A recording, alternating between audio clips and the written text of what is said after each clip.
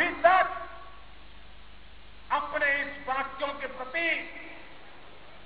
न कोई शोक का, न कोई दर्द का, न कोई पीड़ा का इस देश की जनता को एहसास तक नहीं हुआ। मोदी कांग्रेस की एक एक नीतियों पर सवाल उठा रहे हैं। मोदी बता रहे हैं कांग्रेस के अहंकार की वजह से ही, और हर 3 महीने इसका मूल्यांकन होता है। भाइयों बहनों, देश में हमेशा या तो भाजपा की सरकारें नंबर 5 पे आई, या तो एनडीए की सरकारें 101 से 5 के अंदर आई। कांग्रेस सरकार गरीबों की भलाई के किसी काम को लागू करने में 1 से 5 के अंदर कभी मौका नहीं मिलता। पहले लालम से ललकार और अब अंबिकापुर से ख्वाबों का अंबर लिए मोदी अब एक मिशन पर निकल पड़े। मिशन कांग्रेस को हटाकर सत्ता तक पहुंचने की है। मिशन इतना बड़ा है कि मोदी जानते हैं कांग्रेस को बाहर उन्हें एक के भाषण और भी तीखे हो। आने वाले दिनों में तो मोदी के ताबड़तोड़ रैली कार्यक्रम, लेकिन नकली लाल किले से जो हसीन सपने मोदी ने खुद के लिए बुने हैं और जनता को भी एक सपना बुनने को दिया है, क्या ये सपना परवान चढ़ पाएगा? भले ही बीजेपी कहती कुछ के ही कई सिपहसालार मोदी विरोधी हैं। Bureau report, channel 1। हमारे साथ मेहमान जुड़ चुके हैं अजय कुमार पांडे जी, वरिष्ठ पत्रकार, साथ ही फजल इमाम मलिक, आप भी वरिष्ठ पत्रकार हैं, हमारे साथ स्टूडियो में जुड़ चुके हैं। बहुत बहुत स्वागत है आप सभी का।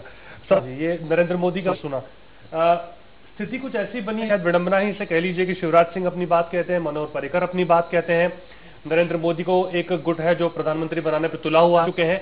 भाजपा किसानों रोक नहीं है। भारत एक लोकतंत्र देश है, इसमें किसी को भी प्रधानमंत्री बनने का ख्वाब देखने से नहीं रोका जा सकता है जी। और मोदी जी ऐसा देख रहे हैं, इसमें कोई बड़ी बात नहीं है। उनके पार्टी के लोग भी ऐसा ख्वाब देख रहे हैं जी। वह भी बड़ी बात नहीं है, लेकिन वास्तविकता इससे कोसों और कोसों दूर है जी। आज मोदी जी ने वाजपेयी जी का नाम लिया है उस रैली में। बड़ी अच्छी बात है कि उन्होंने पहली बार वाजपेयी जी का नाम लिया अपने किसी बात में। लेकिन मैं पूछना चाहता हूं कि जिस वाजपेयी जी को वो उद्धृत कर रहे हैं, उनके आदर्शों पे मोदी जी कितना खड़े उतरते हैं जी। अगर जिस गढ़ के बनने में वाजपेयी जी की दुहाई दी मोदी जी ने, आज जो एनडीए का कुनबा है वह लगातार बिखरा है। इनके सहयोगी इनसे दूर होते गए हैं, इनके अपने सपने देखने में कोई जरूर दरकार नहीं है, लेकिन वाजपेयी जी को उद्धृत किया है। तो यहाँ पे मैं कहना चाहूंगा, शौकीन नहीं, मैं गांव के छप्पड़ से निकला हुआ धुआं हूं, मैं गांव के छप्पड़ से निकला हुआ धुआं हूं। मैं हालांकि अभी सपने जब की बात की थी 2-3 दिन पहले, तो वो कहते कि उन्होंने सपना नहीं देखा है, प्रधानमंत्री का सपना नहीं देखा है, जो नकली करोड़ों रुपए के खर्च हुए। अब मैं मोदी जी के भाषण से बात उठाऊंगा कि उन्होंने कांग्रेस को नसीहत देते हुए कि उसे शोक नहीं होती है, पीड़ा नहीं होती है, जहाँ के स्थिति है, जहाँ आदिवासी गरीब दो गरीब लोग हैं। ठीक है, 2 स्थिति हम यहाँ पर देख रहे हैं जी। हैदराबाद में अगर आपने रैली को देखा हो तो वहां भी एक बड़ी अजीब विडंबना ये थी कि नरेंद्र मोदी बोल रहे थे और स्टेज पे बंगारू लक्ष्मण थे और वो भ्रष्टाचार के खिलाफ बात कर रहे थे। यहाँ भी वो बात कर रहे हैं गरीबों की, पर 2 करोड़ का किला वहां पर बना हुआ है। तो ये जो विरोधाभास है, जो बात खुद की, और उस टाइम तो खैर वो पैसे भी वहां पर 5 रुपए पर टिकट भी लिया गया, ये विरोधाभास से बीजेपी अपने आप को पीछे नहीं कर रही क्या? देखिए, ये इस पार्टी की ही विडंबना है कि जैसा अभी फजल इमाम मलिक साहब ने एक बड़ी अच्छी बात कही कि शायद भाजपा के लोग ही मोदी जी के खिलाफ हैं। खिलाफ 2 तरह से हैं, एक तो जो खुल के खिलाफत कर रहे हैं और एक जो उनके पीछे उनको ऐसा इल्म हो गया। आप अभी कह रहे थे कि मोदी जी को लगता है कि वो 272 का आंकड़ा पार कर जाएंगे जी। लेकिन वो बताएं तो, कभी छोड़े इन सर्वे को कि वो कैसे पार कर जाएंगे। वो बधाई के पात्र हैं कि आज मोदी जी ने हिम्मत की है, गुजरात से पहली बार बाहर निकल के कहीं राजनीतिक सभा को उन्होंने संबोधित किया है। कर्नाटक में वो हिम्मत नहीं कर सके थे।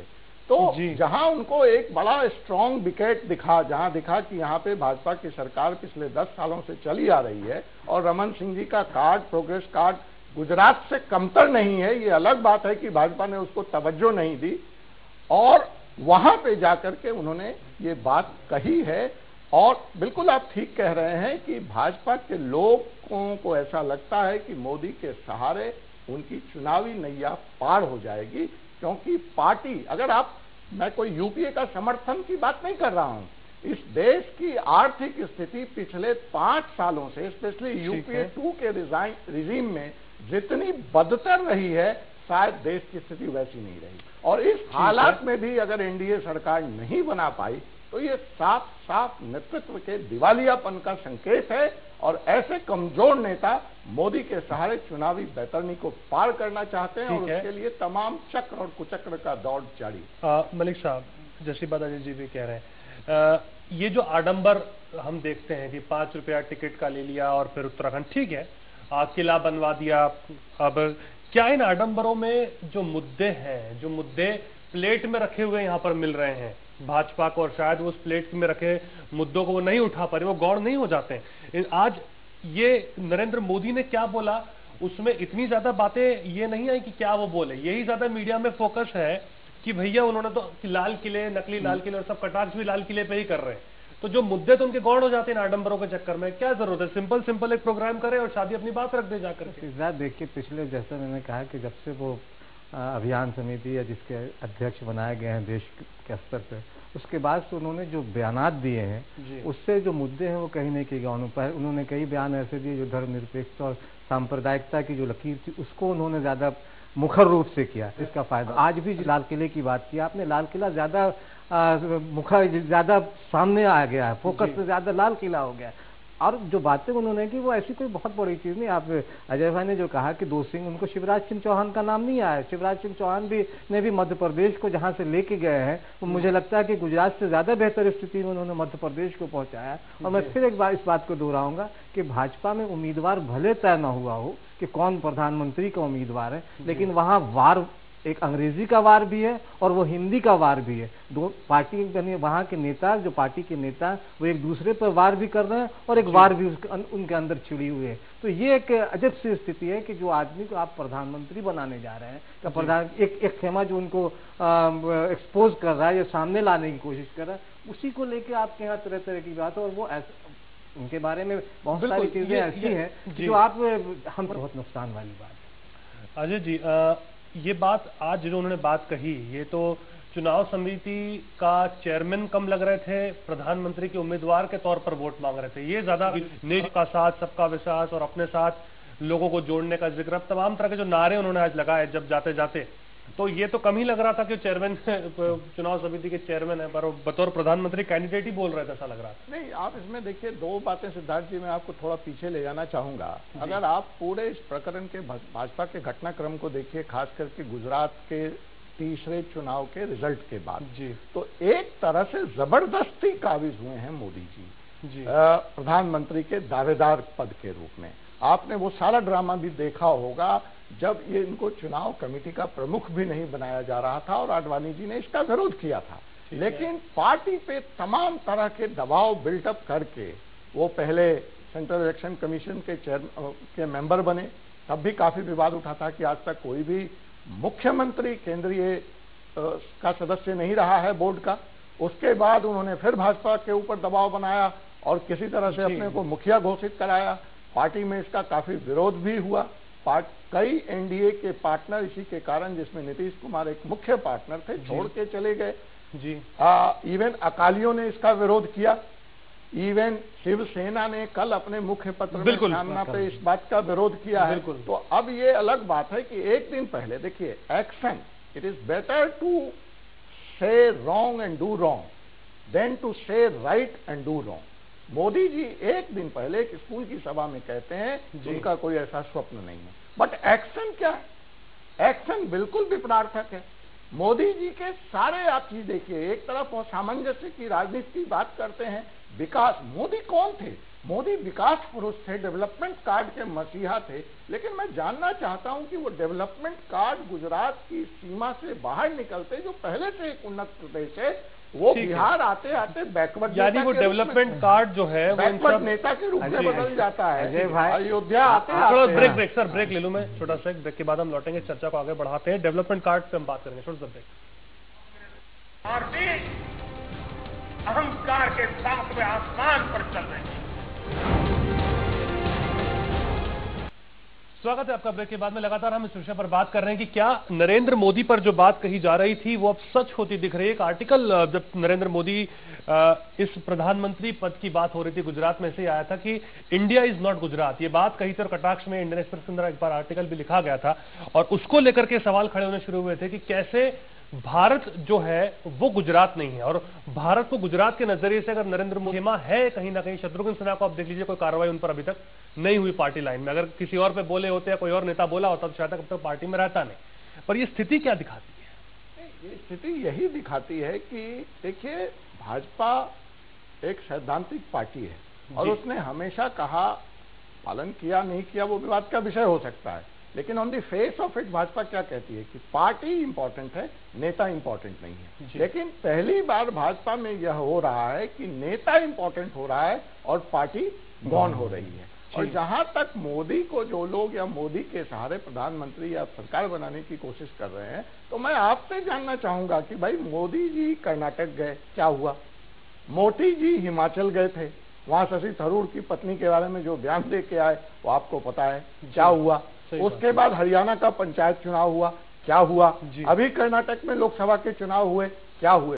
एनसीपी के शरद पवार ने कई बार कहा कि वो प्रधानमंत्री के उम्मीदवार हैं।